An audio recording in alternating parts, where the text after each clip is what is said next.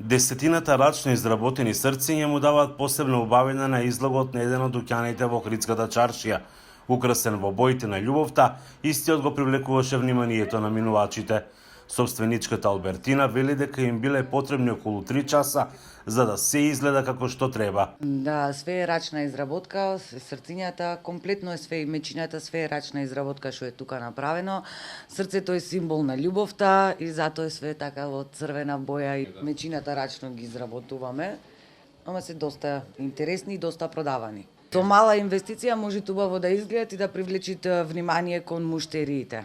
Иако не многу на број, најиновативните дуќанчии се потрудиле символично да го одбележат Свети Валентин или Денот на влюбените, а Албертина посакува овој нејзин пример да го следат и останатите. Би било интересно секаде да биде така украсено, за младите да му е интересно да имат атракција.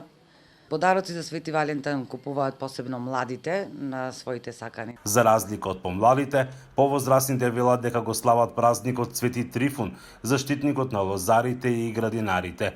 Жена на Свети Валентин, јас Свети Трифун. Зошто? Па да парираме.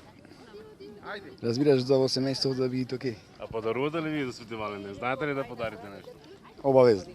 Што најмногу? Цвеќе ќе да подариш.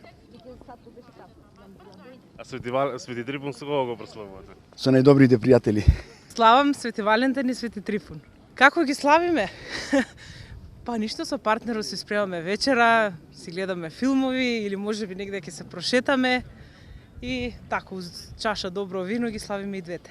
Ја го признавам Свети Трифун. Зашо? Зошто? Па, зашо наш празник? Знаете ли некогаш да добиете поклон па и за Свети Валентин?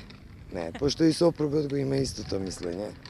Така да, а пошто керката го слави Свети Валентин, не и за и на зетот им купувам нешто. Изгледа по старите генерации Свети Трифун, зашто е наш светец, да речеме. А помладите? Помладите прифатија од Западот. У моје време никој не го спомнувал Свети Валентин.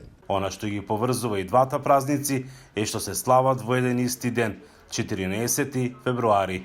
Од Охрид за Гласот на Америка, Мики Трајковски.